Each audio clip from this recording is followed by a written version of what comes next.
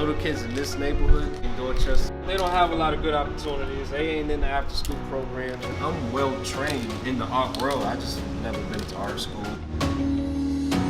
Cooking, I'm cleaning, I'm just orders, chef, make this. My dad ring each other and we're like, how poor are you? I'm like, really poor? Yeah, me too. It's great.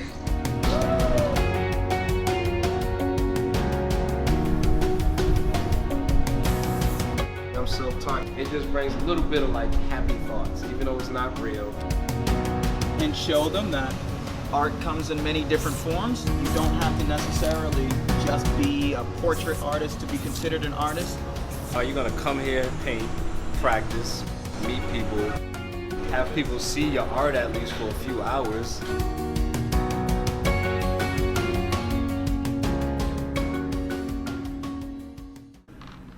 Good afternoon, this is Doug Holder and Poet to Poet, Writer to Writer. My guest is Olivia Huang, and you saw a excerpt from her movie, documentary film Modica Way, and that's about the graffiti alley in Cambridge, Massachusetts. Let me just read a brief introduction to Olivia. Olivia is a filmmaker, and like any art, filmmaking is a profound means of communication. And indeed, Olivia Huang strives for this in her work. This former Somerville resident is now residing in Cambridge, Mass., and she holds a master's degree in digital media from Northeastern. Her documentary about the Grow Your Poetry bookshop, The Last Sacred Book of Poetry, has been screened at many festivals, including the North Beach Film Festival, Barcelona Planet Film Festival, and more. Her latest project, as we just discussed, is Modica Way. First of all, since we started off with that clip, maybe we could talk about Graffiti Alley and what this film is about and the players in it and things of that nature. Maybe you want to talk a bit about that. Yeah, and Graffiti Alley is my current project and a work in progress. It's moved to the post-production on editing. And it is a documentary film about a legal graffiti movement. Since in Massachusetts, we only have two legal graffiti wall. One is a graffiti alley in Central Square, another one is in Beverly.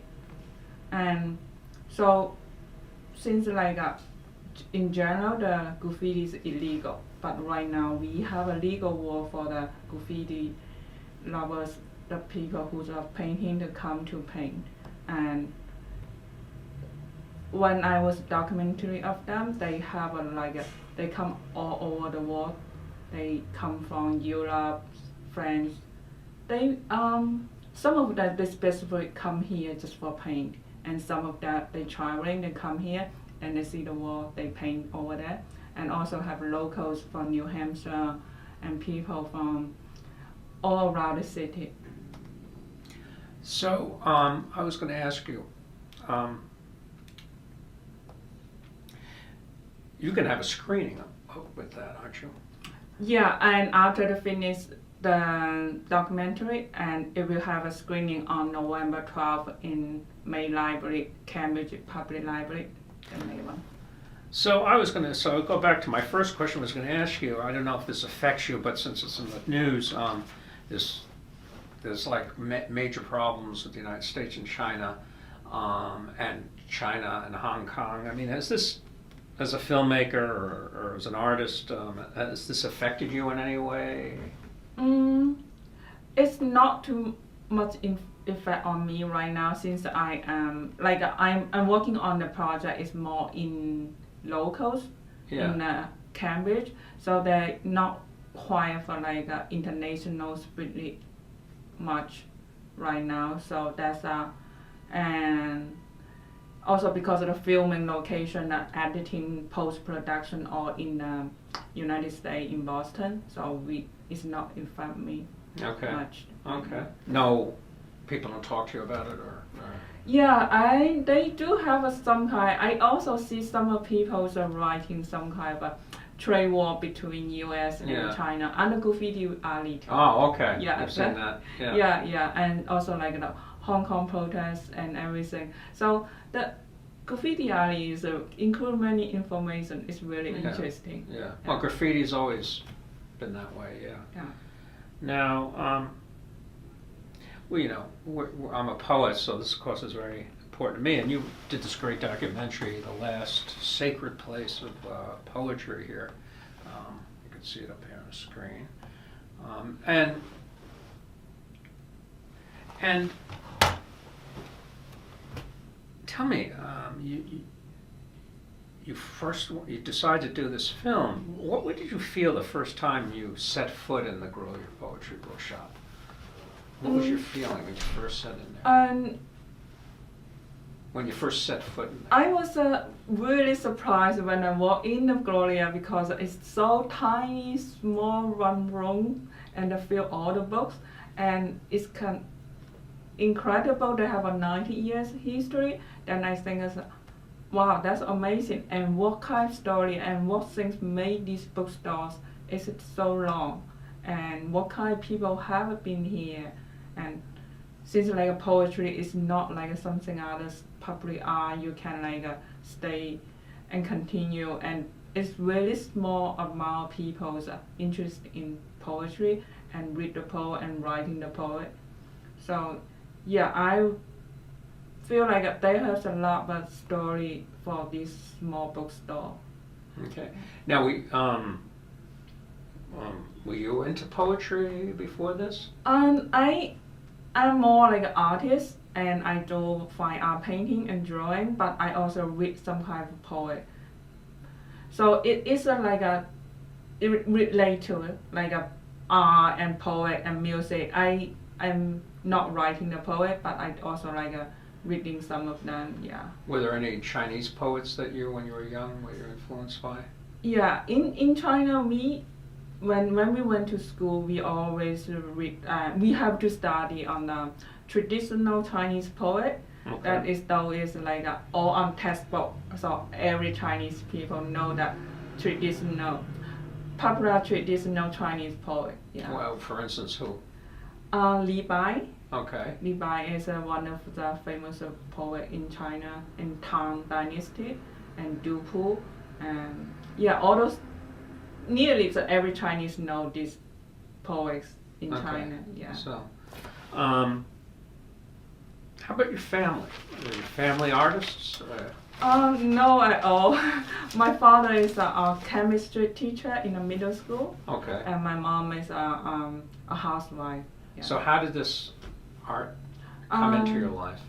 When I was in middle school, I'm reading a lot, but then I'm reading a book about artists. I think I said, oh, that's interesting. Then I start to learn drawing everywhere. When I see a piece of paper, then I draw. When I see a book, I learn from that. Then I met one of my art mentor, and he teach me. Since that, he teach me all the drawing and teach me about the artist and the philosophy and all these things about art. Then my mentors are kind of like open my mind, see the artist wall in, yeah. The artist wall, what? The artist wall is see the color, the drawing, the image, and the build up what the drawing mean to people, what is it inside, how do you express your feeling, and you see the wall, and it's a kind of transform the things that you think you see into as a painting. So what are your what do you paint?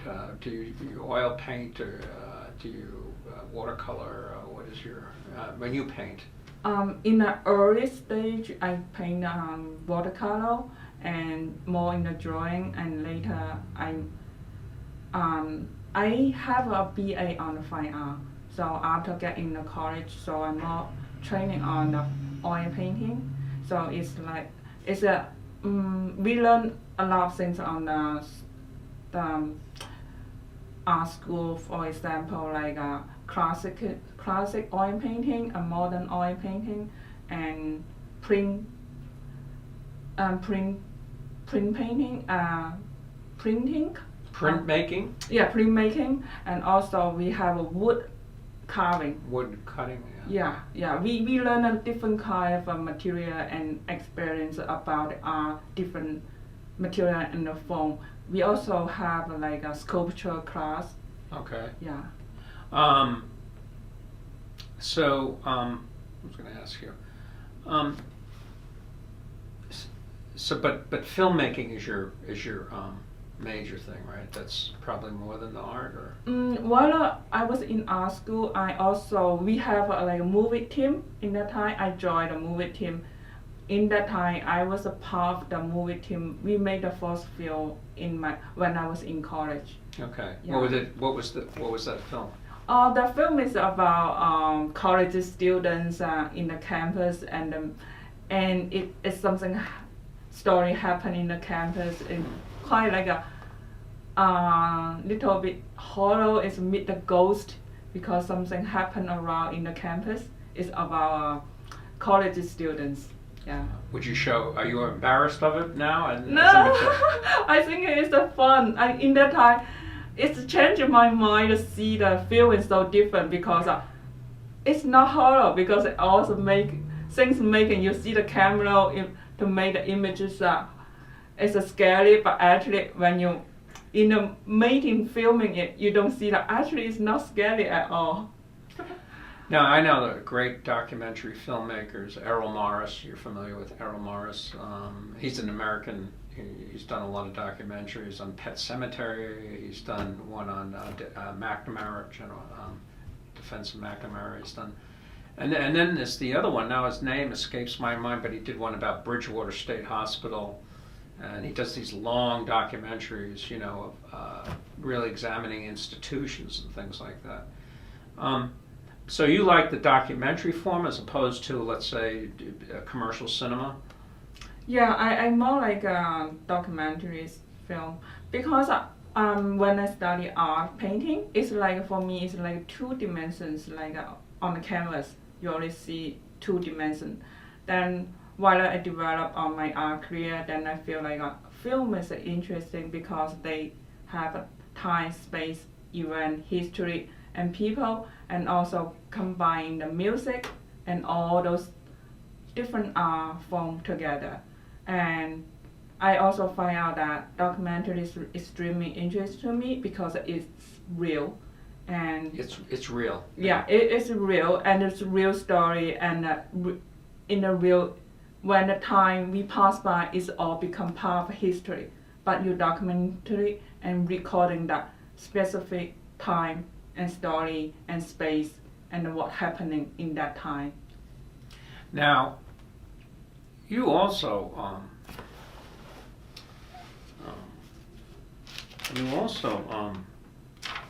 film dance specifically for the noted choreographer and dancer Wendy Jalen. Her company being what's it called again? Anikaya. Andikaya.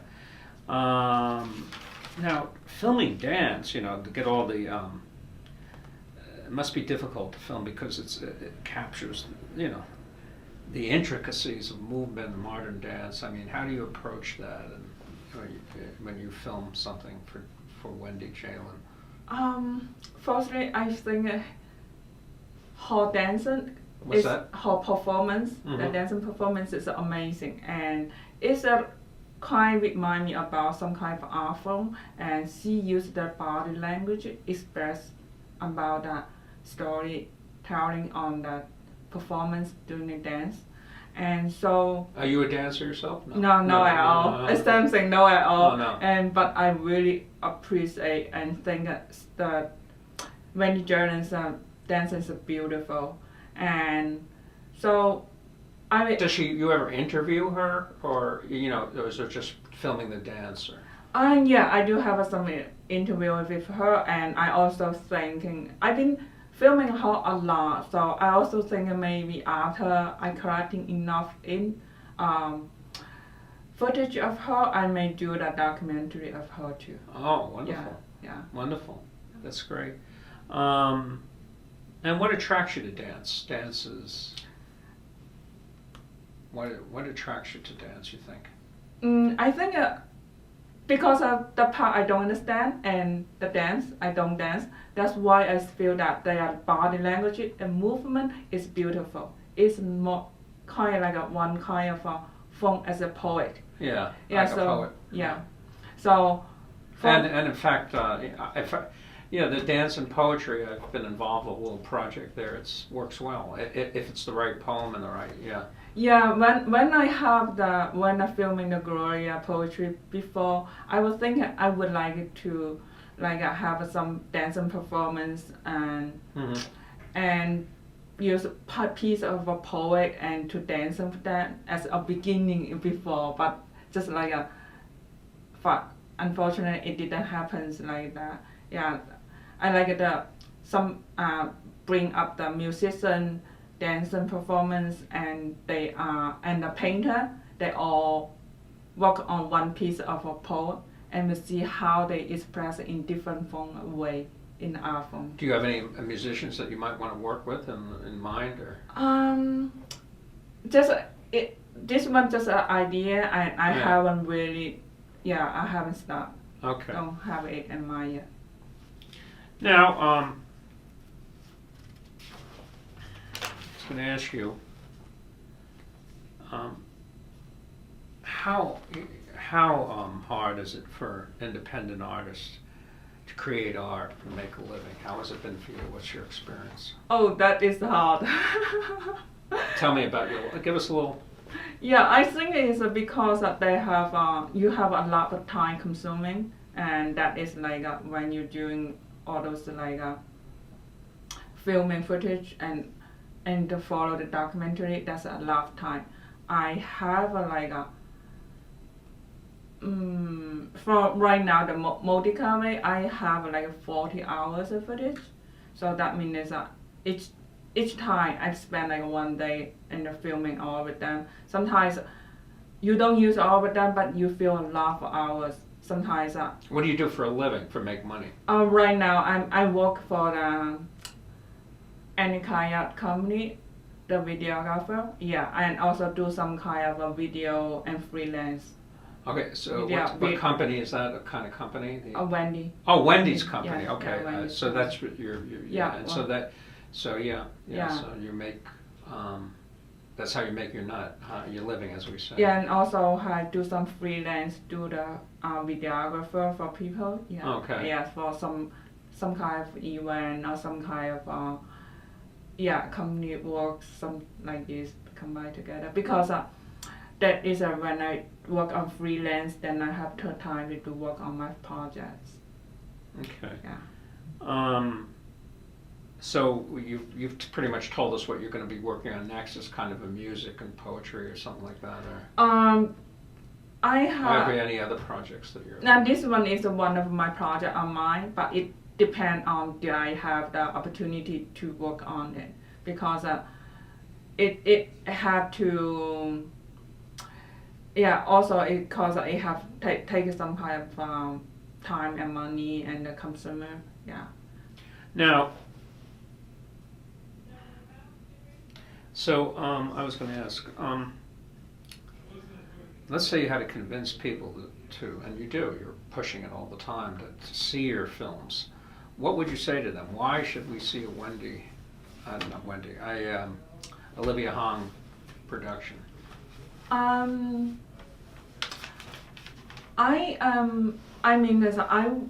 film is more like when I film it, at least I know that people around them, and I know that I see they have different values in our society and our community, and I want other people to discover that when there's something that's very amazing and valuable is around you.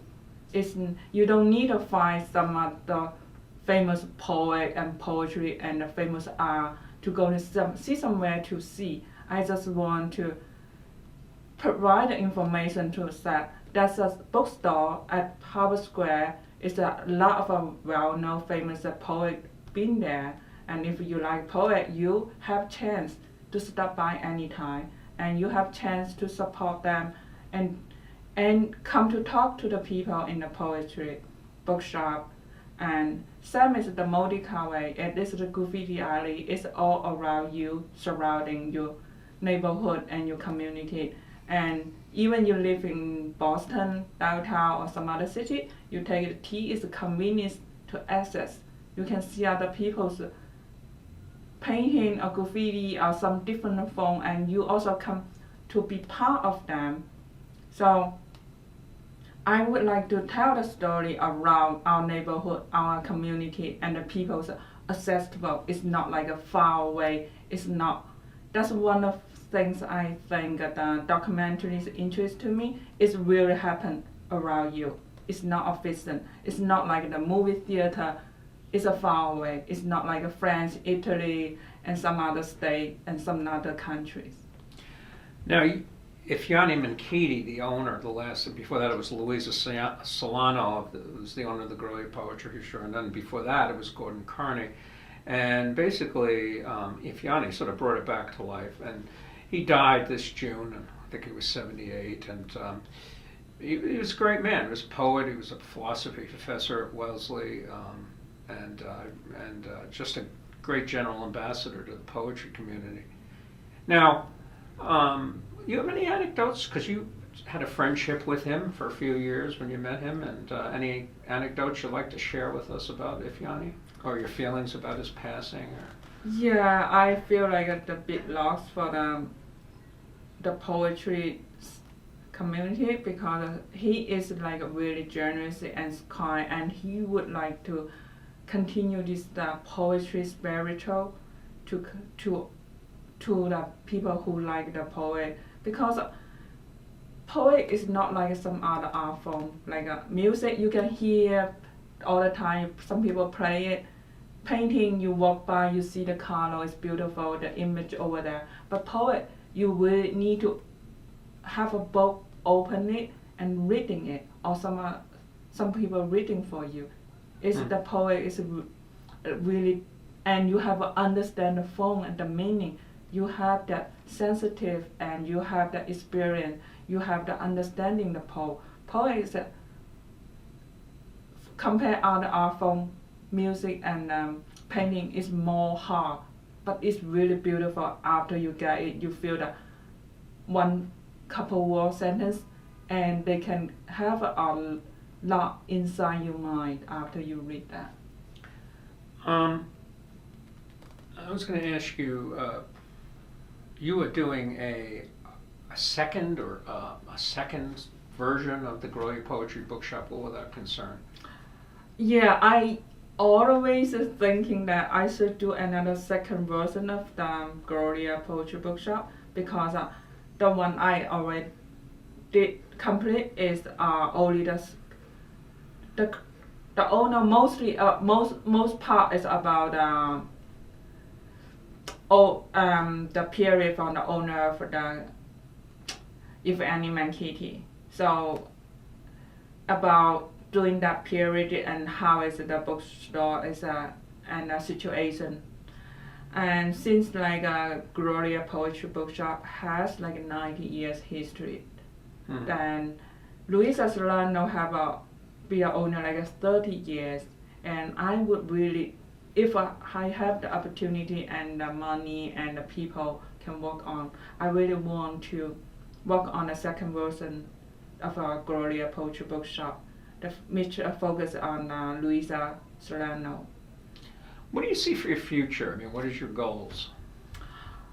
My goal is that I hope when other people see my field and they see the value, the things I want to is telling the story and around that community, and they see that and they have something can help out. For example, like I would like to, when people see my documentary film of the Gloria, and they can support and continue. And I don't want. But how about you personally, as an artist? I mean, what do you want to achieve? Where do you see yourself in 20 years? 20 years is, if I sense after 20 years, if I can see the Gloria Poetry Bookshop still there, I will be very happy. No, but I mean for your own personal goals as an artist. My personal goals, I would call more on the documentary field, and I hope that my field can bring some kind of influence to the community and society. And I want to see more legal graffiti wall around the city, around the United States, and spread it out.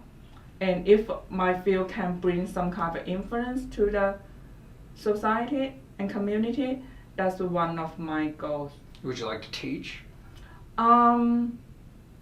Yeah, I'm thinking I also would like to be part of a teach. Yeah. Teaching college or something. Yeah.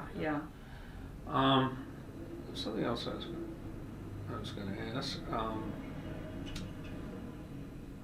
The women who were with you, who did the last sacred place of poetry at Grolier, they went on to do some different things. How are they faring in the film world?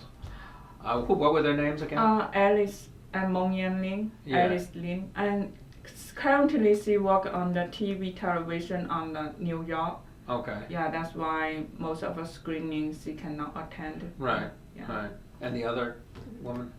Wasn't there another two women I remember? Just one. Oh, Just okay. There was one. another girl, and when you came over to film, I remember. Oh, that one is a character one. She's working right now with me and the multi-cover. Oh, wonderful. Yeah. Now the one. That one is we Yeah. went to interview you. Yeah. Oh, that one is just like Mong Yan Lin's niece. Oh, okay. The cousin come to visit, so okay. she's not be part of the field. She just held out in that day. Okay, and if you were in China, would you have the same freedom to do your documentaries that you have here? That's a very good question. And it depends on the topic. Like the girl, if you're doing it on a bookshop, would they bother you or? Oh no, and for a culture and art, it's very safe. But it's just like not sensitive to the politics, then everything's fine. It's not about politics, yeah. Well, thank you very much for joining us.